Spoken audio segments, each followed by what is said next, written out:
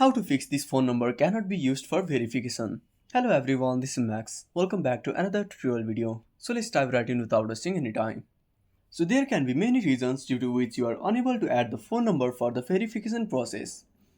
So one of the reasons may be because you have already used the number in another account. To solve that issue, go to the previous account, open up Google, tap on your profile. Now tap on manage your Google account. Now tap on personal info, scroll down and tap on contact info. Now tap on phone. Now select your phone number. Now tap on trash icon.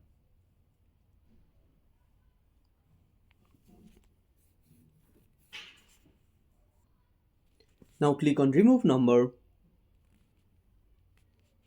Now go back to the new account.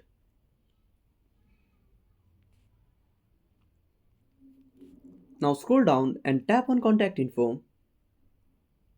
Now go to phone. Now tap on add phone number.